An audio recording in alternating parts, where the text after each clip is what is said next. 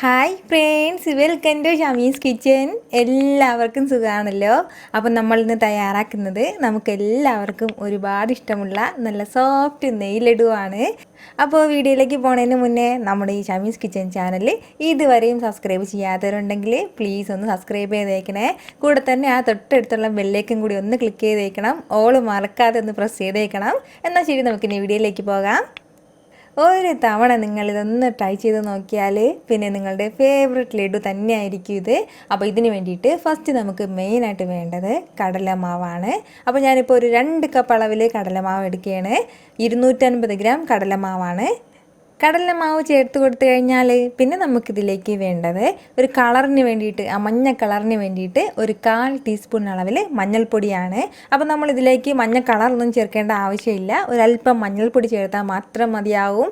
അപ്പോൾ മഞ്ഞൾപ്പൊടിയുടെ ടേസ്റ്റോ മണമോ ഒന്നും എടുക്കില്ല, നല്ല കറക്റ്റായിട്ട് തന്നെ ഇതുണ്ടാവും.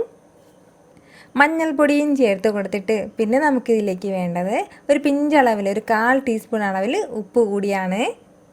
ഉപ്പും ചേർത്തിട്ട് ഇത് നല്ലതുപോലെ ഒന്ന് മിക്സ് ചെയ്ത് കൊടുത്തതിന് ശേഷം പിന്നെ നമുക്കിതിലേക്ക് ആവശ്യത്തിനുള്ള വെള്ളം ഒഴിച്ച് കൊടുത്തിട്ട് നല്ലതുപോലെ ഇതൊന്ന് മിക്സ് ചെയ്തെടുക്കാം. ഈ കട്ടയൊന്നും ഇല്ലാതെ നന്നായിട്ട് ഇതൊന്ന് മിക്സ് ചെയ്തെടുക്കാം.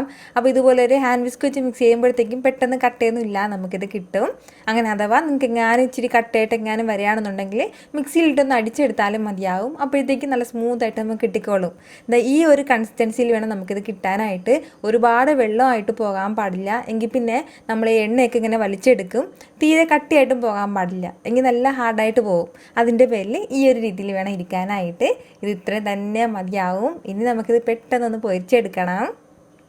എണ്ണ ഇപ്പോൾ നല്ലതുപോലെ ചൂടായിട്ടുണ്ട്. ഇനി നമുക്ക് ഇതുപോലൊരു ഹോളുള്ള ഒരു അരിപ്പയിലൂടെ നല്ലതുപോലെ ഈ മാവ് ഇങ്ങനെ ഒഴിച്ചു കൊടുത്താൽ മാത്രം മതിയാവും. അപ്പോൾ ഇതിന് മുന്നേ ഞാൻ ബൂന്തി ഉണ്ടാക്കിയിരുന്ന ടൈമിൽ ഇത് നല്ലതുപോലെ എല്ലാം പറഞ്ഞിട്ടുണ്ടായിരുന്നു.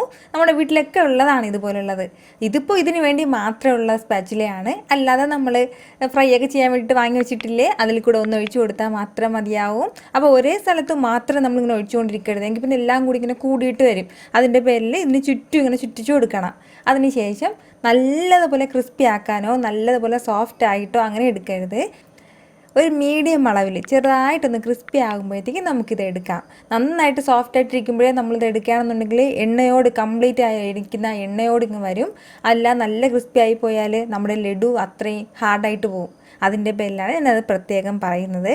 ഞാനിപ്പോൾ ഇതുപോലെ എല്ലാം പൊരിച്ചെടുത്തിട്ടുണ്ട്. അപ്പോൾ 2 കപ്പ് മാവിൽ നിന്ന് നമുക്ക് ഇത്രയാണ് കിട്ടിയിട്ടുള്ളത്.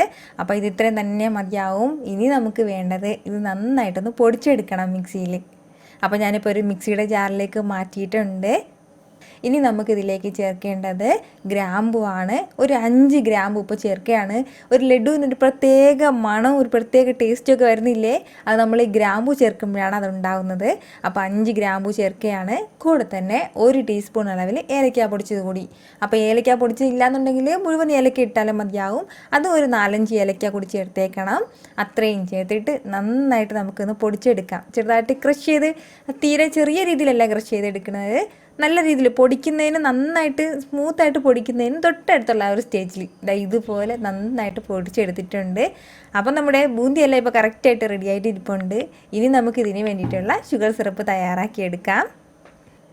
ഷുഗർ സിറപ്പ് തയ്യാറാക്കിയെടുക്കാൻ വേണ്ടിയിട്ട് ഒരു പാത്രം ഒന്ന് അടുപ്പത്തേക്ക് വെച്ചിട്ട് അതിലേക്ക് നമുക്ക് 1 കപ്പ് അളവിൽ പഞ്ചസാര ചേർത്ത് കൊടുക്കാം. അപ്പോൾ 200 ഗ്രാം അളവിലാണ് പഞ്ചസാര ചേർക്കുന്നത്. അതിൻ്റെ കൂടെ തന്നെ 1/2 കപ്പ് അളവിൽ, 1/2 കപ്പിൽ നിന്ന് ഒരു അല്പം കൂടി കുറവായിട്ട് എടുത്താൽ മതിയാവും. കറക്റ്റ് 1/2 കപ്പ് എടുക്കേണ്ട ആവശ്യമില്ല. ആ വെള്ളം കൂടി ചേർത്ത് കൊടുത്തിട്ട് നല്ലതുപോലെ നമുക്കൊന്ന് തിളപ്പിച്ചെടുക്കാം. നമ്മുടെ ഷുഗർ സിറപ്പ് എങ്ങനെ ഇരിക്കണമെന്ന് വെച്ചാൽ, ഒരു സ്ട്രിങ് അളവിൽ ഇങ്ങനെ വരില്ലേ, നമ്മളിങ്ങനെ കയ്യിലെടുക്കുമ്പോഴത്തേക്ക് ഒരു നൂൽ പരുവം, ആ ഒരു രീതി ആകുമ്പോൾ വേണം നമ്മളിത് എടുക്കാനായിട്ട്.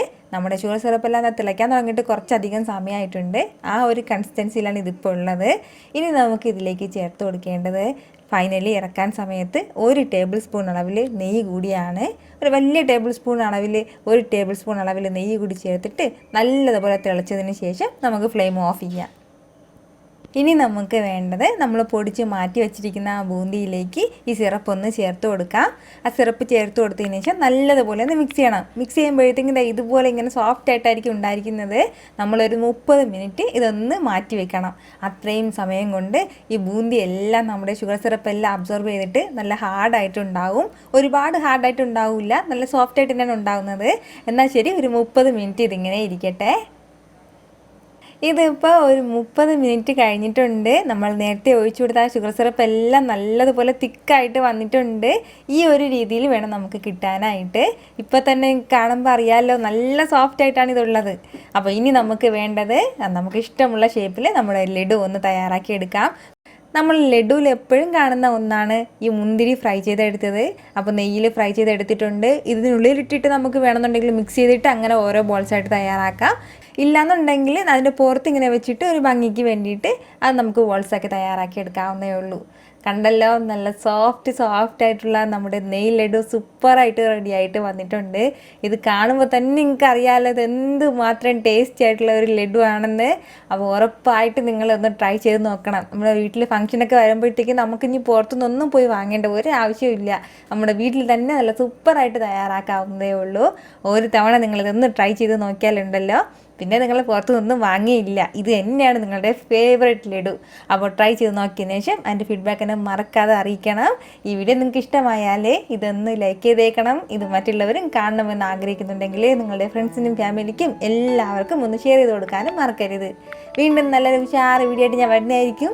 അതുവരേക്കും എല്ലാവരും ഹാപ്പി ആയിട്ടിരിക്കുക, സന്തോഷമായിട്ടിരിക്കുക, ചിരിച്ചുകൊണ്ടിരിക്കുക. Take care friends. പിന്നെ ഒരു കാര്യം കൂടി, നമ്മുടെ ഇൻസ്റ്റാഗ്രാമും ഫേസ്ബുക്കൊന്നും ഇതുവരെ ഫോളോ ചെയ്യാത്തതുണ്ടെങ്കിൽ അതുകൂടി ഒന്ന് ഫോളോ ചെയ്തേക്കണേ.